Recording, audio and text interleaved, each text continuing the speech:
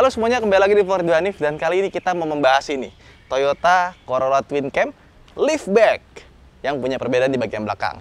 Nah, tapi sebelumnya, sekarang ada promo di Pertamina. Kalau kita beli bensin, bisa dapat gratis antis. Cara gimana? Cek video ini. Wah, beli bensin dapat antis gratis. Buat teman-teman yang beli BBM di pom bensin Pertamina selama bulan Oktober dan November 2021 ini, kalian bisa dapetin Antis secara gratis. Nah, tadi gue datang ke acara press conference Pertamina dan Antis yang meluncurkan program Laku Berat, lawan kuman bersama Antis, dan press conference-nya tadi ada tanya jawab yang seru banget. Nah, buat teman-teman yang pengen tahu caranya, nih gue tunjukin.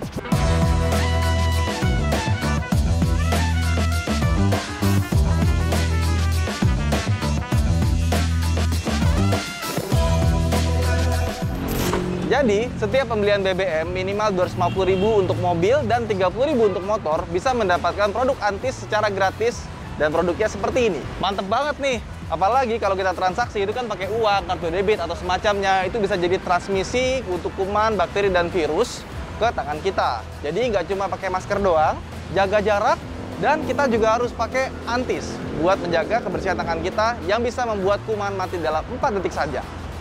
Buat teman-teman yang pengen tahu pom bensin Pertamina mana aja yang bisa ngasih Antis gratis, langsung aja follow akun-akun mereka di @pertamina dan @antisindonesia. Yuk! Jadi di sebelah saya ini adalah mobil yang cukup langka, karena liftback aja itu udah cukup langka. Nah, ini lebih langka lagi karena ini adalah liftback yang facelift, yang kedua. Jadi dia langka bukan karena diburu, tapi langka karena memang nggak laku pada zamannya. Tapi seiring berjalannya waktu, liftback ini jadi salah satu kolektor inceran karena bentuknya keren. Depannya beda, belakangnya beda dibandingkan dengan Corolla Twin Cam. Kalau di Jepang ini namanya Corolla Cielo. Jadi Cielo itu Cielo, bukan cuma Honda Accord doang, tapi Corolla juga ada. Nah, desain dari mobil ini sebenarnya waktu itu gara-gara Honda. Honda itu Civic punya dua varian kan. Ada yang Estilo, ada yang Genio, ada Nova dan kawan-kawannya gitu kan. Tapi Toyota itu nggak masukin yang sama-sama yang cuma 2 pintu gitu ya, kayak Estilo. Tapi dia masukin, oke, kayaknya liftback lucu deh, karena punya keunggulan di pintunya lebih banyak.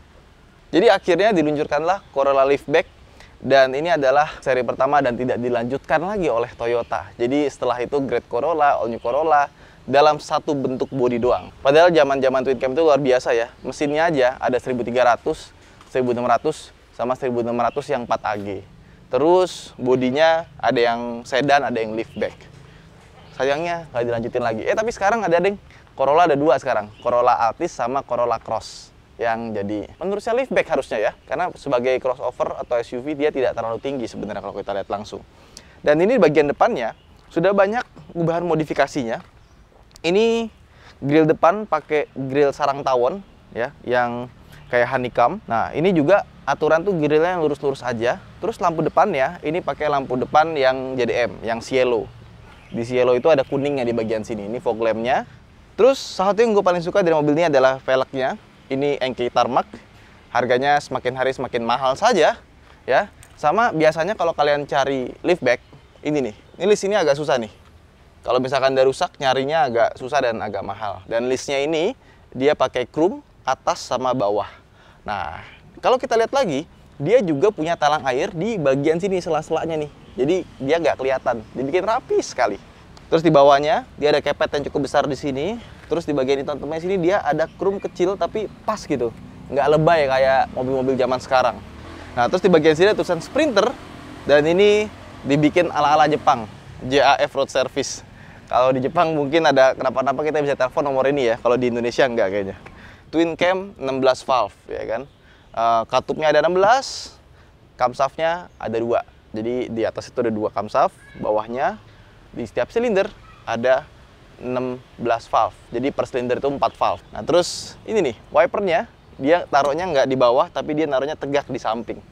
Bagian belakangnya ini kayak ada spoiler cukup besar, dan ini lampunya juga ada diganti lampu JDM. Dan kita lihat bagasinya yuk. Nah, disebut liftback karena kacanya ikut naik, bukan belakangnya doang. Beda sama yang sedan. Nah, terus di sini ada separatornya. Terus yang liftback enaknya kita bisa bawa barang yang lebih besar karena atapnya masih bisa ke atas lagi. Separatornya bisa dicopot, dan untuk kursi belakangnya dia sudah bisa dilipat 60-40. Jadi kalau kita butuh bagasi lebih gede, kita tinggal lipat 2 buah kursinya. Tapi kalau kita butuh separuh aja, bisa dilipat salah satu yang kiri atau yang kanan. Yang kiri lebih gede, yang kanan lebih kecil. Terus di bawahnya ada ban serep, masih sama seperti sedan, gampang diakses. Dan buntut belakang sih yang membuat dia beda sama sedannya. Sekarang kita masuk ke dalam, karena di dalam ini banyak hal menarik. Soalnya mobil ini banyak yang sudah diganti sama part-part JDM. Yuk, masuk ke dalam. Jadi ketika kita masuk ke interior, ini sama persis seperti Corolla Twin Cam. Persis. Cuma untuk yang varian ini banyak banget menggunakan part-part JDM. Contoh yang paling gampang, nih, speedometer. Jadi ini pakai speedometer USDM, part Amerika. Ini speedometer tuh nggak cuma sampai sini, tapi panjang sampai ke sebelah. Kalau yang versi Indonesia, ini cuma separuh. Terus di sini buat head unit. Nah, ini juga karena USDM, speedometernya pakai MPH, mile per hour. Tapi tenang aja, di dalamnya ada conversion buat ke kilometer per hour, kmh-nya. Terus ini ada tombol buat wiper belakang. Dan panel AC-nya ini juga sudah diganti. Karena yang aslinya nggak seperti ini pakai JDM punya. Sama di bawahnya, nah ini sebenarnya bawaan punya Corolla Carib yang 4WD. Dan yang punya Carib ini cuma 1 orang di Indonesia ya. Itu langka banget. Terus yang Carib itu dia pakai full time all wheel drive ya. Dan kita bisa aktifkan center differentialnya pakai di sini. Ada tulisannya auto, kita tinggal pencet aja. Tapi ini cuma dummy. Jadi cuma aksesoris doang, nggak bisa dipencet. Terus ini head unit Sony-nya ini ekspor zaman dulu. Dan ini mahal sekali ya. Kalau misalkan kalian dulu punya head unit kayak gini, itu tandanya kalian orang kaya. Dan cara ngebuka CD-nya, itu kita slide ke bawah. Set. Kayak HP Nokia zaman dulu ya, asik. Terus di bawah sini, nah ini ada STNK. Sebenarnya gue mau nunjukin asbak sih, malah jadi STNK deh, mumpung ada. Ini platnya S ya, S itu Bojonegoro kalau nggak salah. Ya, PKB-nya cuma 814.000. Mobil zaman dulu tuh murah-murah. Ini shift knob-nya pakai TRD, ada tulisan TRD di sininya. Rem tangan standar, di sini ada buat pengatur spion. Elektriknya, sama di sini ada laci yang bisa dibuka ke samping pertama seperti ini. Terus kalau kita butuh laci lebih gede ada di bawah. Dan biasanya kalau kita taruh barang di sini, terus kita buka di sini, dia bunyi karena barangnya langsung berubah posisi gitu, jadi bunyi. Terus ini lihat deh, ini karpetnya keren banget loh. Nah, terus di bagian atas, nah ini juga salah satu aksesoris yang cukup mahal. Jadi kalau zaman dulu ada namanya Clean Ace buat bersihin udara di dalam kabin. Terus di sini ada card holder buat naruh kartu, tapi di bagian sininya ini nggak bisa dipakai buat naruh barang-barang. Jadi memang didesain cuma buat bersihin kabin interior. Terus sun visor-nya, ini juga katanya sun visor-nya JDM punya. Wih, apaan nih? Toyota Kaiton Electro Coating Ultra Body. Kemudian hal yang jarang kita notice ya. Jadi kalau aslinya dia itu seat belt-nya itu paten, nggak bisa naik turun. Nah, ini udah dimodifikasi dengan part dari luar. Nah, ini bisa naik turun nih. Nah, sayangnya buat Indonesia, kalau kalian beli langsung gitu ya, itu nggak dikasih. Ini modifan, tambahan partnya. Sama, terakhir adalah setir. Ini adalah setir yang membuat mobil jadi lebih ganteng dan terlihat lebih classy untuk mobil-mobil tahun 90-an, tahun 80-an. Sama kulitnya segala macam tuh enak banget dipegang. Oke, nah sekarang kita mau jalan pakai mobil ini, pengen rasain seperti apa detail dari rasa berkendaranya. Yuk!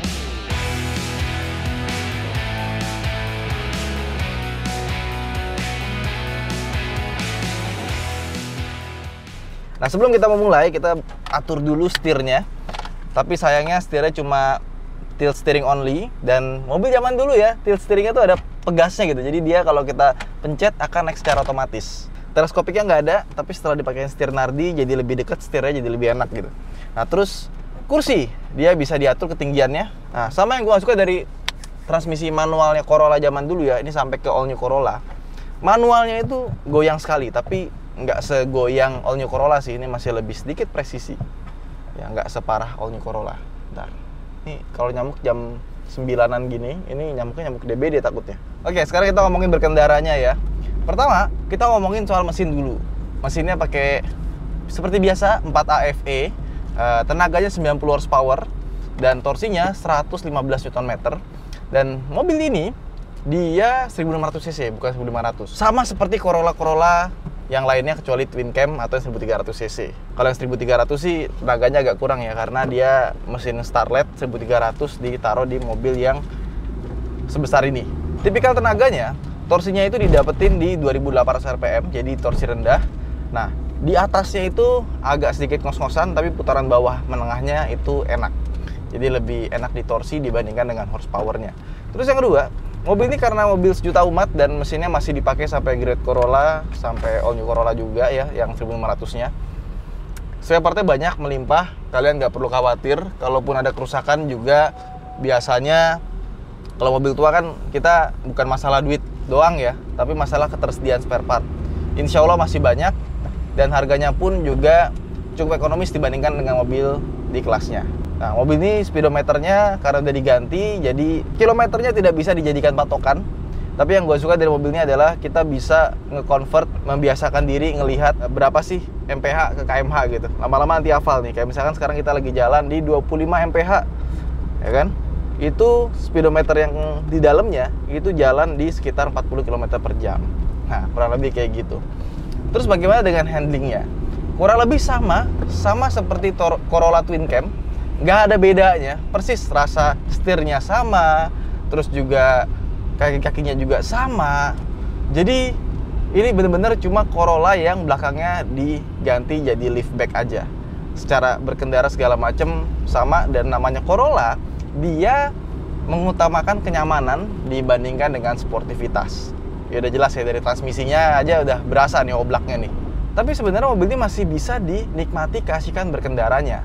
Apalagi kalau kita pakai yang Twin Cam GTI yang pakai 4AG 140 HP di mesin 1600 cc, itu kencang sekali. Kalau kalian bener-bener hobi banget pakai mobil ini, pakai liftback ya, nggak ada salahnya di swap engine ke 4AG. 4AG itu bekasnya sekitar 20 jutaan, jadi modal 20 jutaan kalian bisa dapat mobil yang lebih kencang dibandingkan kalian modifikasi mesin mobil ini sampai belasan juta gitu ya, nambah sedikit swap engine. Asik. Ini mobil, kalau kalian dapat kondisi yang sehat kayak gini, ini dipakai harian pun masih enak ya. AC-nya dingin, remnya pakem, terus suspensinya empuk gitu ya. Ini nggak ada bunyi-bunyi loh, kayak mobil baru rasanya. Paling perdaman kabinnya, ya mobil zaman dulu, nggak sebagus mobil sekarang. Apalagi suara mesinnya ya, ini suara mesinnya agak sedikit masuk. Sama driving positionnya, gue lebih suka mobil ini dibandingkan dengan grade Corolla atau all new Corolla. Lebih pas aja gitu, apalagi setelah setirnya ganti sama Nardi Torino kayak gini, lebih maju ya. Karena Nardi Torino itu ada yang rata, ada yang maju seperti ini, dan kalau misalkan menurut kalian kurang maju juga, kalian bisa pakai bosket yang lebih panjang. Enak sih. Jadi kurang lebih itu Toyota Corolla Twin Cam yang liftback. Buat teman-teman mungkin yang pengen Twin Cam cuma bosen dengan sedannya, coba ambil yang liftback karena dia punya butut yang berbeda, sensasinya lebih beda lah. Pas di parkir tuh nggak kelihatan sama, dan tampang depannya pun juga beda dibandingkan dengan yang Twin Cam. Dan harganya, mobil ini harganya juga masih sangat terjangkau. Jadi mumpung belum tergoreng, belilah sekarang. Itu aja mungkin video kita kali ini. Buat teman-teman yang punya Corolla Twin Cam atau yang versi liftback ini, bisa komen di bawah seperti apa rasanya dan bagaimana merawatnya. Langsung aja komen di bawah. Saya Danif, sampai jumpa di video berikutnya. Bye!